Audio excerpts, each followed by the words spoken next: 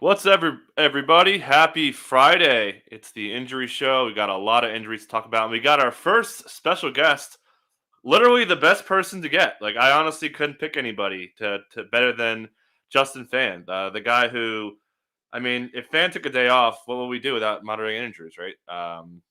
Pretty much. I honestly remember before Lab started, like it was a different game, man. Like when I used to work at Roto-World and grinding news, it was so different and like it just made my life so much easier ever since like Labs and now Underdog has come around. Justin Phan, man, how you doing, man? Good, man. Just a normal birthday day, working on my birthday. Just, Yeah. falls in. It's just another day. So, yeah, happy to be here. And, yeah, excited to talk injuries. Just what I deal with on a day-to-day basis. It's great. Right? Yeah. Your birthday is kind of, I mean, kind of crappy. Like it's in the bad part of the year for you, right? Yeah, I feel like the start mid October to Thanksgiving is like the worst part of our year, right? Like you're just exactly. like in it all the time.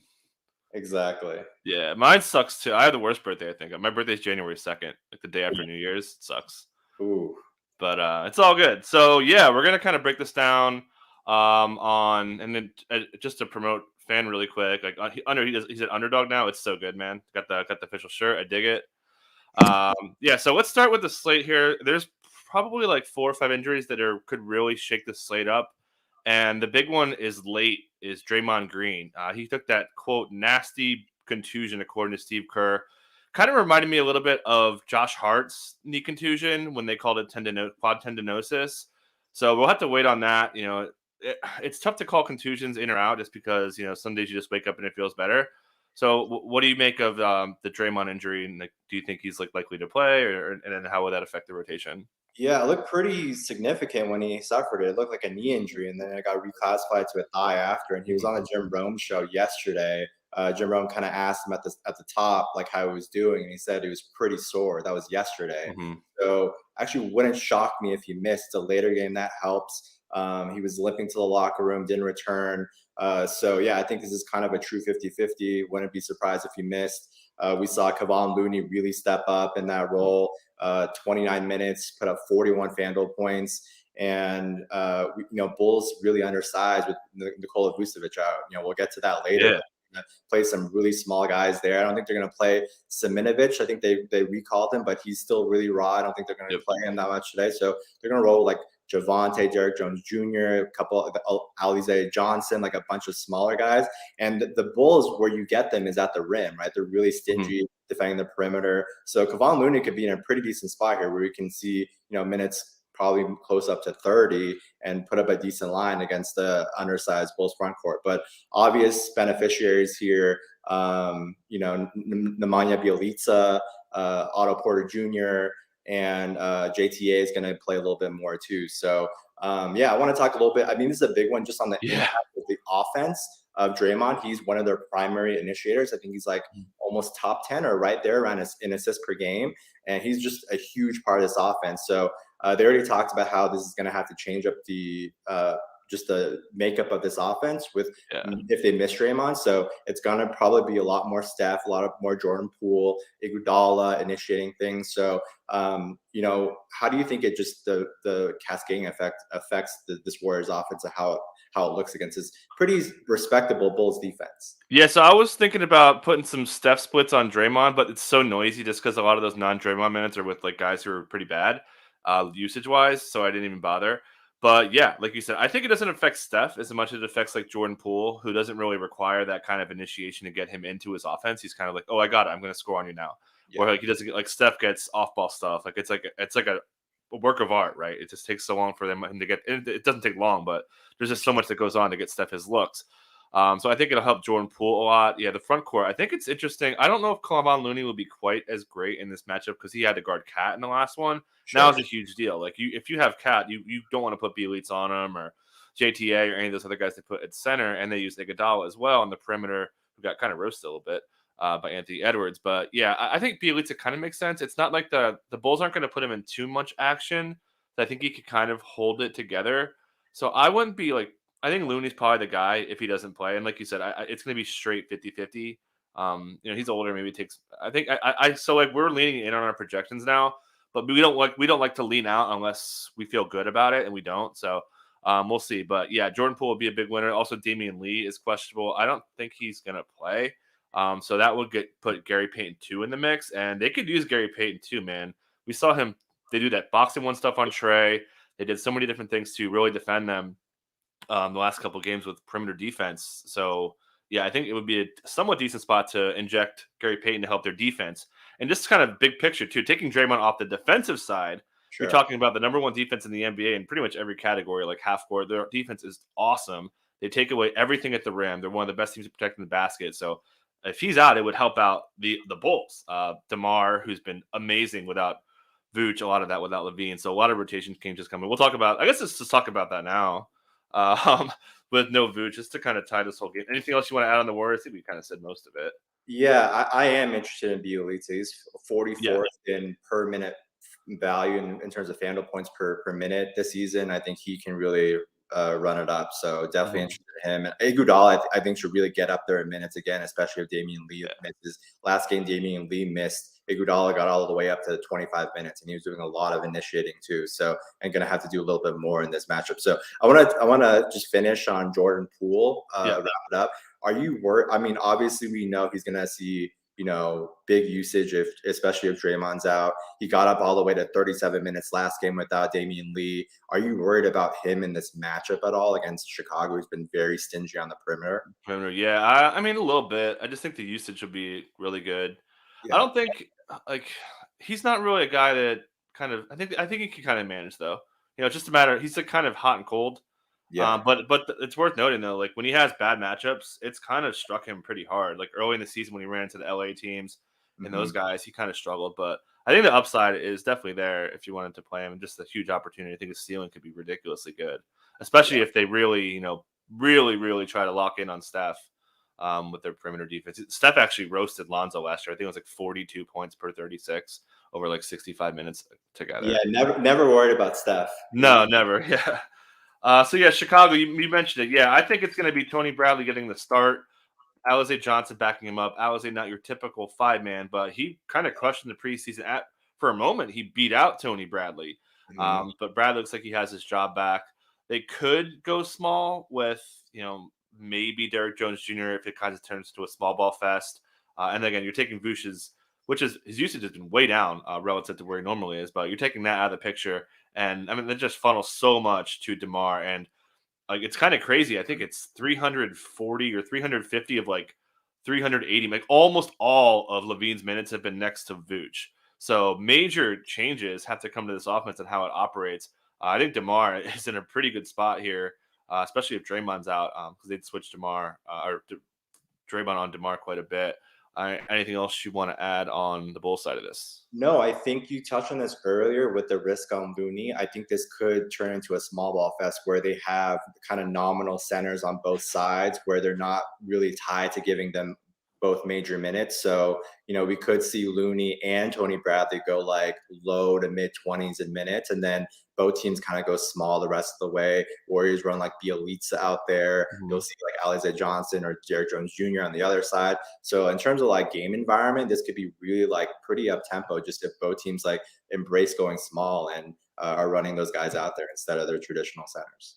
Yeah, they've actually both these offenses are crazy fast. A fun stat for matchup: the Warriors actually moved up to number 1 in seconds per possession, and the Bulls are 6th. So this is like potentially the fastest paced game. Although these defenses are great, they're so good at slowing teams down. They're both keeping their opponents to longer possessions. But I think offenses will win out in a pretty fast paced game, especially without Draymond. I think the points will really get up there. So just moving along to other injuries that we've got the Hawks. So they didn't play DeAndre Hunter and Bogdan in the back-to-back against the Jazz in the double altitude.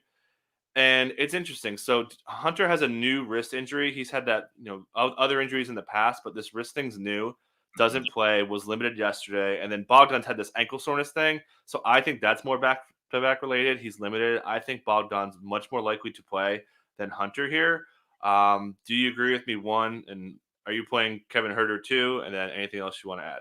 Yeah, I was actually surprised that they're like both questionable today because I thought it would just like kind of more rest than the Mm-hmm. second leg back to back, especially when Nate was talking earlier about resting some guys potentially, Yeah. in the tougher parts of the schedule. So yeah, I'm a little surprised. So Bogdanovich, yeah, he's popped up 5 times total with a sore ankle. He played the first four. It's a both probable, questionable mix, and he's questionable now. So I think he's definitely more likely to play of DeAndre. The strain risk is definitely a bit of a concern there. Shooting risk too. So a Mm-hmm. little bit more seriousness. But yeah, both did some. Sarah Spencer had the report. Both did some shooting yesterday, but weren't able to do anything live, which is obviously a little concerning, especially with DeAndre. And Bogdanovich at least like warmed up before Tuesday's game. I think it was a game time decision. So yeah, I definitely think he is more likely to play than DeAndre. Kevin Herter got all the way up to 39 minutes. Without both those guys, Solomon Hill got the spot start, got 22. Cam Reddish got 30 and a half off the bench. Kevin Herter got incredibly hot, especially, I mean, that's great against the Jazz too, which is wild. 11 for 18 from the field, 6 for 9 from three. Um, I'm not really a Kevin Herter guy, honestly, because he needs to just Oh, how dare you! All be right, scored. that's it for today, guys. No, I'm kidding. No, I'm talking about just for DFS I know, purposes. I know. I'm just joking. So, because he doesn't have the well-rounded stats where he can get you there in different ways. Yeah, I want to hear your take on Kevin Herter. I am interested a little bit in Cam Reddish though. Yeah. Played 30 and a half minutes off the bench, second on the Hawks in usage rate this season. And you've banged this drum many times that this Nuggets second unit is very leaky defensively. They ran like with Jokic back, they'll probably run like Bones, Facu, Rivers, Dozier, and JaMychal in that second unit today, which I'm not scared of at all. So, I'll just say like from a game theory perspective, where everybody's gravitating towards Herter Mhm. and the big line he put up last game, I think Reddish is still in a really good spot too. Yeah, I mean, potential. They may go a little bit different and run because they've been running bigger than Nuggets because they faced the Heat and Malone had rebounding concerns and the Pacers, which they didn't have Jokic and they had more rebounding concerns. So, against the Hawks, you still got rebounding concerns despite how crappy they've been playing. So I still think they do go that route, just with the way the schedule broke down. But yeah, the thing about Reddish that struck out to me was you mentioned the minutes, and after the game, Nate McMillan said that his legs are back, and I mean the proof's in the pudding with the way they played him. So yeah, I think if Hunter doesn't play, definitely expecting Herter to get a pretty good opportunity against the Nuggets defense. It's actually been playing well. Everyone likes to bash Jokic, but this Yeah. Nuggets defense has been one of the best in the NBA, so it's not the greatest spot. Meanwhile, the Hawks have the worst half court defense in the NBA. The freaking Hawks. Yeah. They have been horrible. Capella is bleeding points. I called it Hawks hunting season, not rabbit season or duck season in matchups today. So yeah, definitely, a lot of nuggets to bring back in the situation. I think Jokic could feast against Capella too. So, but yeah, something we're kind of looking Herter's usage was crazy high. I think it was like Yeah, 24% in that game against the Jazz, and that's surprising given obviously his role in that starting lineup next to Trey and John Collins, right? yeah, yep. And yeah, I didn't mention Reddish. Yeah, like I think Reddish could destroy them. Even if he has to deal with Dozier in that second unit, he'd probably get a decent handful amount of him. But I don't think it really matters. Like Reddish is just on a mission, and on top of that, if Jokic gets Capella or Collins in foul trouble, that means we're going to get Reddish at the four more. So Mhm. he has a lot of paths to really getting a big opportunity here for playing time. Moving on, anything else from that one? Not really. Yeah. Yeah, so we got Memphis. Steven Adams is questionable. I don't really unless did you see what happened with this? Yeah. Okay. Yeah, so he went up for a shot and he got fouled and he landed and he grabbed his ankle right after. I Mhm. think he shot his free throws, bricked them, and then I believe this is in the first quarter. He went to the locker room and just played through it. And this is Yeah. Steven Adams. Like generally, when you have a Steven Adams injury, you just assume he's going to play through it just because he's one of the toughest guys in the league. So unless it like swelled up on him significantly from the end of last game to today, I would lean towards him playing. Mhm. Yeah, he's got the knee history. But yeah, ankles on a big guy is definitely risky. He had a normal sub out, so it's not like he asked to come out. He subbed out with like three other players. So yeah, I'm kind of with you. We're leaning in on it. But if he doesn't play, there's like so many different ways that they could play this against a Suns team that's playing freaking fast now because Monty Williams wants to play that way. So we've seen Jaren Jackson play more. Taylor Jenkins said that they kind of liked him in that spot, and they had what he called like new information on playing him more there. They don't have Dylan Brooks as well on that side of it too. So Bane's minutes could be really good. I think John Morant's going to get a lot of Mikal Bridges. We'll talk more about that on later. But yeah, I think a lot of these front court wing guys could get some pretty good opportunity with really safe minutes. I guess the big question will be Adam doesn't play. Brandon Clark, we saw light it up. When he was given that one opportunity, like 2-3 games ago. But they still have Xavier Tillman against JaVale McGee. I think you can get away just going straight small with Jaren. If he doesn't play, do you have a lean on where you think they would go for a starting lineup? Yeah, I would think they'd probably go a little bigger and maybe throw Tillman in there, to match up. Yeah, to match up at center. But yeah, I mean Clark leapfrogged him in the rotation, so it's tough to really say. So yeah, I love Jaren Jackson Jr. in the spot, and you mentioned Desmond Bane. Especially with Dylan Brooks, Desmond Bane in a brutal shooting. Slot. I think it's like 1 for 17 of his three. He's just he couldn't anything last game. We had a prop over on him. It hurt. Yeah, I mean those points props overs have been great for Desmond Bane early on in the season. Just missed badly last game. So yeah, I mean we saw without Dylan Brooks, the biggest guys whose effective minutes were Bane and Tyus. DeAnthony Melton still played 32 minutes, so I mean he looked great. I mean I think his role is solidified in the starting lineup. So yeah. Yeah, totally with you there. I think they might start Jaren, man. I think they want to get a look at it and get Kyle. I think it makes sense to put Kyle Anderson out there. Like you don't really have to worry about Jaren getting pounded by McGee. McGee's just straight vertical. I think Jaren can kind of defend that well. Kind of not as much foul risk against McGee too. So sure, I would say Jaren would be the biggest beneficiary, even if he doesn't start, because we know they're going to probably close with that. Please don't foul anybody, Jaren. I want to play Jaren really bad today. Moving on to Brandon Ingram. Like, I mean, are they just straight tanking here? Because going back to last weekend, he was game time for a couple games, doesn't play, practices on Sunday, and then gets ruled out early both games. And then now we get the soon comment from Willie Green after he eviscerated his team for poor play, especially the second unit. Like he called him day to day, back to back. I'm leaning out, which is insane for a guy that practiced like almost a week ago now for a hip contusion, which isn't this kind of an injury unless you're Derek Favors with knee contusions for taking forever. But anything you want to add on this? And like, how is this like the most ridiculous injury situation? Yeah, it's crazy. We're gonna see more of this probably too. And the language wasn't optimistic. He put in a full practice on Thursday, but afterwards the comments were like, Brandon Ingram's hopeful. And Willie Green called it promising that he'll return. You mentioned first leg of a back-to-back set, and they're tanking. I don't think they need that much help tanking, especially against a Brooklyn squad.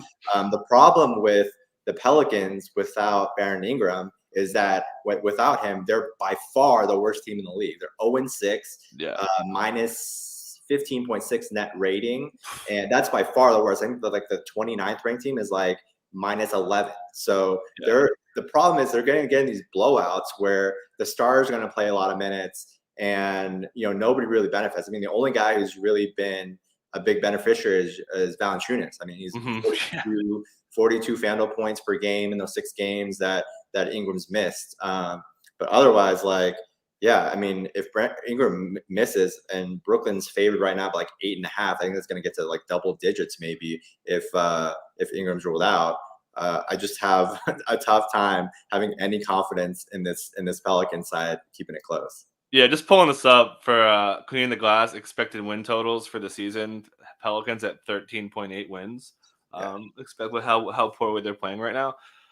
Yeah, the Valanciunas stuff is insane. Like, remember when Joe Val, we were like, "Oh, please play 26 minutes, Joe Val, and your money." Like, my man's flirting with 40 minutes, and I say this all the time in our content. Like, they're straight calling timeouts just to rest this dude. Right. He played one of those games. He played 22 minutes in the second half or something. Yeah. Call the timeout just to get him another breather down the stretch. Yeah, it's so good. Yeah, so he'll be like insanely good play. Gets a mini Blake Griffin on him. They're literally just going to throw it to him probably like 60 times and like hopefully he As puts it they up should. like 25, 30. Yeah. More Nikhil Alexander-Walker probably see some Bruce Brown. Herb Jones. Do you think Herb Jones starts? Or you think they go to Temple? I think they kind of go to Herb and throw him on KD. Yeah, I would agree. I mean, Herb's Yeah. been their guy. They've stuck him on pretty much every Mhm. superstar they face. So I mean, Yep. I have a lot of confidence in him, and he's delivered. So I mean, I've Yeah. been really impressed with what I've seen from him. I think he's like first in the team in net rating. He's like plus in the teens or something. Yeah.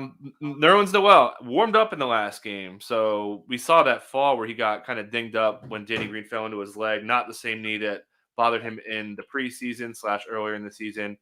And then also just a quick note too from Tom Thibodeau that Taj tweaked his ankle. It didn't really affect him, not in the injury report for what it's worth, but keep that in mind. I Yeah. have Noel in just because he did go through warmups and something he just got fallen into. It's terrifying to see Nerlens Noel with a knee injury, right? But I think he's got a pretty good chance to play. We saw Mitch kind of play terrible, and really the whole starting unit in the last game got wrecked as Tibbs went to his bench. Are you with me on kind of leaning in on Noel and anything else you want to add? Yeah, I'd probably say it's closer to 50-50 for me. The quote from Tibbs yesterday, I believe, was Nerlens was moving around a little bit.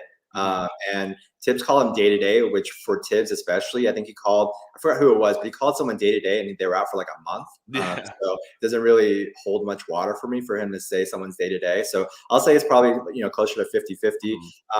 I don't know how much of a sample size theater noisy this is, but Mitch Robinson in the games that Nerlens has missed has played 29 minutes per game. In the games that Nerlens has played, he's only played 22 minutes per game. So especially if Taj is a little banged up with that ankle and Nerlens misses, it could be, a little bit, a couple extra minutes for Mitch Robbins in the spot. Yeah, and then we'll see if the first unit could stick together against the Hornets. It's a really good matchup. Kemba's sort of a revenge game for Kemba. But yeah, some other injuries. Again, you want to keep an eye on these smaller things just because it could kind of swing things to get some really good value plays. And I guess one, he might be just because he plays so many minutes a bigger question mark. But Norman Powell, just because I think this is pretty straightforward. He did finish this game out. So it's probably just an issue. He's called a strain, which is a little bit alarming. Usually, think someone with a strain misses, but it's pretty much almost a 1-for-1 swap. Maybe some Tony Snell, but Nazir Little will get the start against a disastrous Rockets team. So Norm going from Norm to Nazir Little would make the matchups even better for Dame and CJ. Maybe Roku gets a couple more shots from three. Maybe Nurk gets involved. It's worth noting Billups called Nurk tired the other day in the back-to-back, so Nurk's really tough to play in this spot. Do you have any other leans on Norm or anything else? No, not much info. The strain is a little alarming, but you said he played through it. So, I'll say 50-50 for now, just based on the lack of information. The guy I would lean here, the biggest beneficiary probably is CJ McCollum. Obviously outside of Nasir Little with the Norm Powell off the court this season, CJ McCollum's seen 5.3% usage rate differential in those. I think it's 2 games that Norm missed earlier this season. CJ averaged just under 40 FanDuel points per game, so he's the guy I'd lean towards as the outside obviously with Nasir Little, but he's the guy I'd look at that would benefit the most other than Nasir. And I think if their second unit gets hot, like say Eric Gordon starts getting going, and they run more of the 2 guards with Gordon instead of Jayshawn Tate, they could go Simons a little bit. We saw that kind of carry a little bit more run in that sample you talked about too.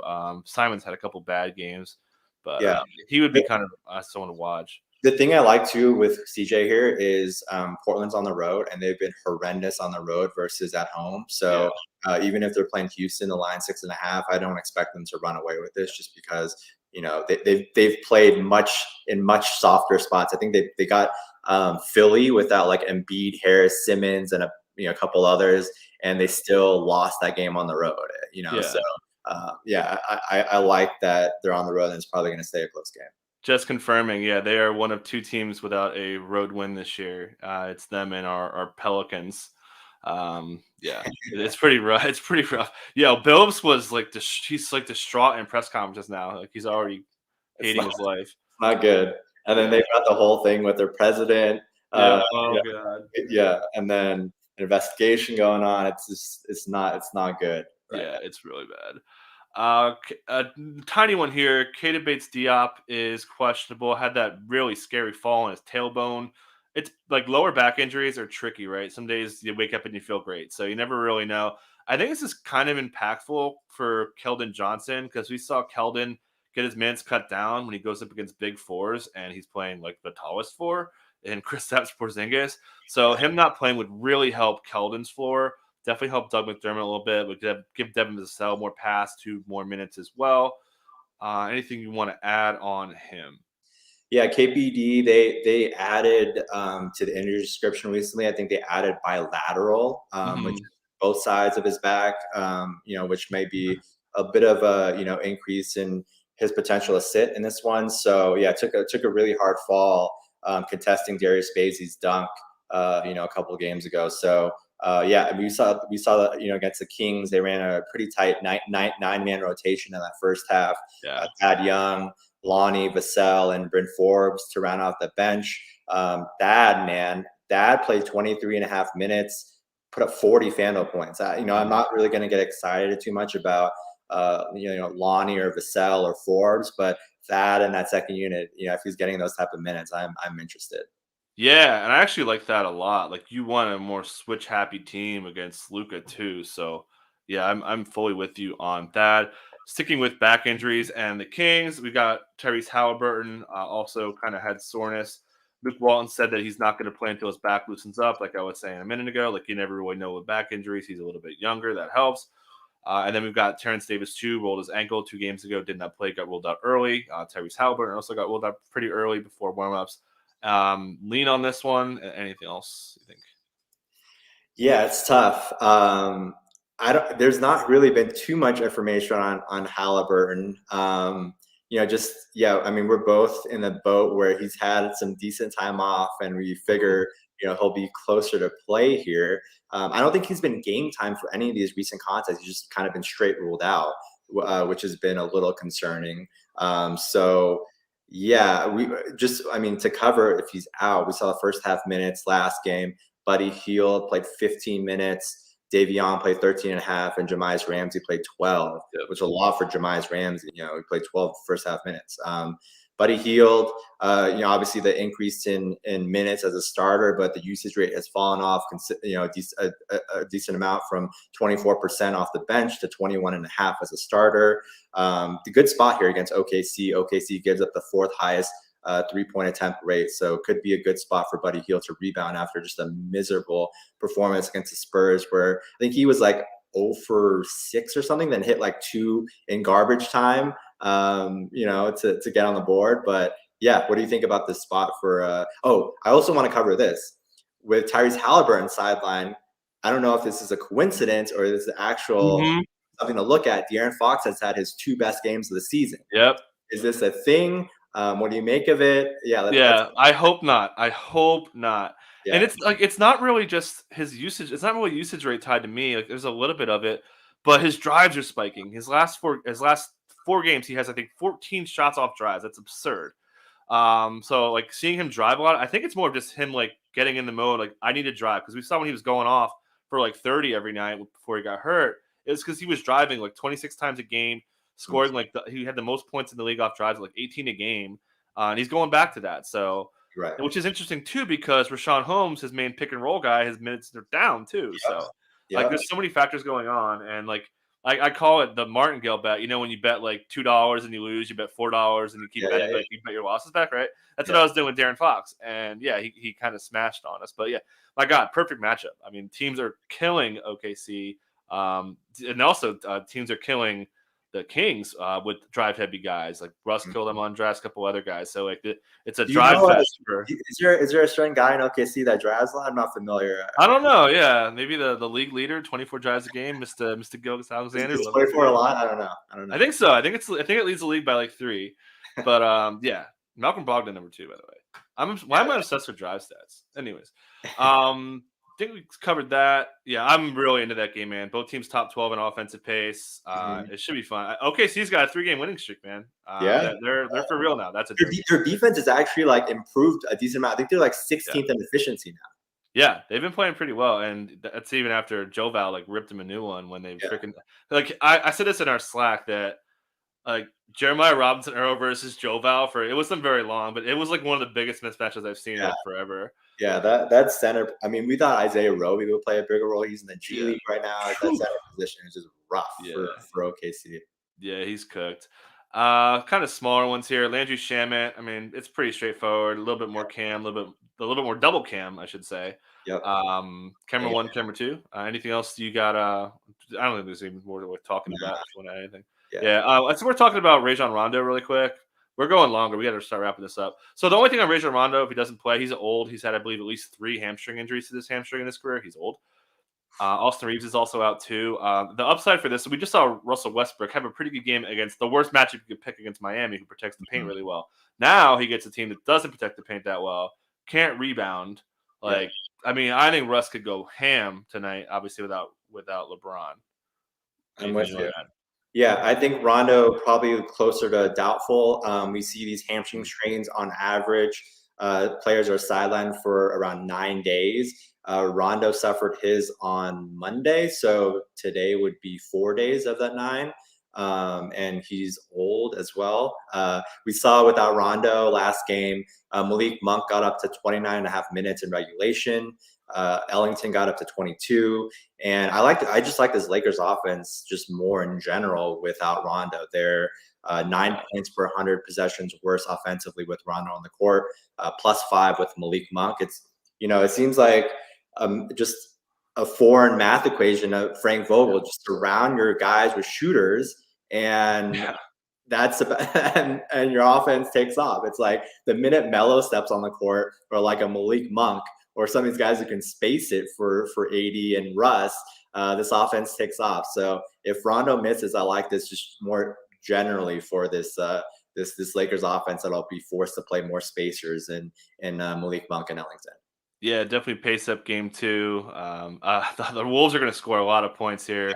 The Lakers are allowing 39% of opponent shots at the rim. It's freaking crazy. Fourth on wide open 3-point attempts as well. So it's just gonna be a fun game. I can't wait for this one tonight. It's actually one big one I want to talk about.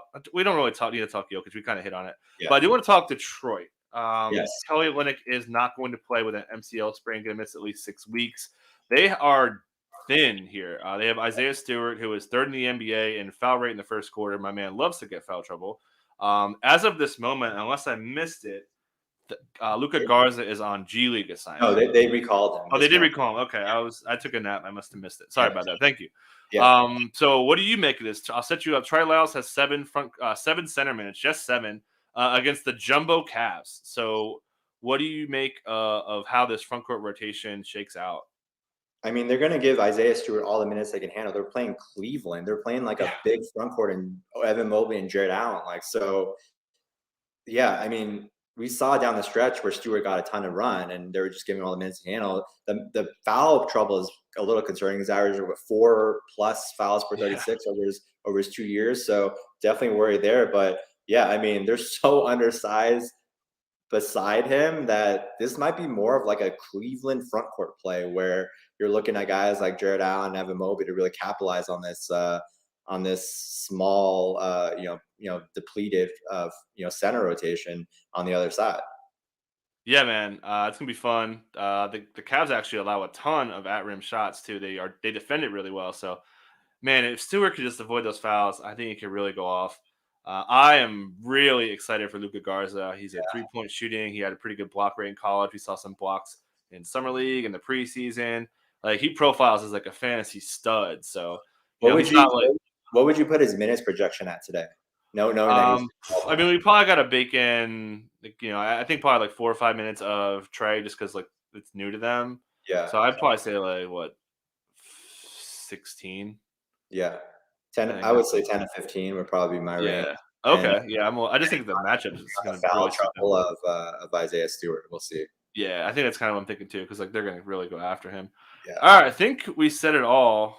We covered Jokic already. Yep. And anything else you want to promote on the old underdog streets? No, man, we're just grinding like every day as usual. The Underdog NBA Twitter handle. So follow us over there.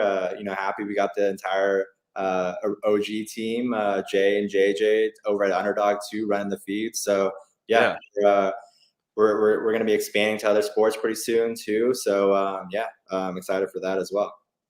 Yeah, man, we're gonna have to have you back on. This is insane. I don't know any other guy. You and and Jay are probably like the most crazy injury people on the planet, man. Like like it's bad. This is so good. We share our like screen time use. Yes, that's our running joke. Like 80% of that's just like Twitter. Just following injury news. It's wild. Yeah. Yeah, well, you make my life easier when I could step away from my computer and get all the injury updates. So I really appreciate it. We've got to have you back on. So thank you so much, man. This is awesome. Absolutely. And you guys listening, we'll catch you guys next time.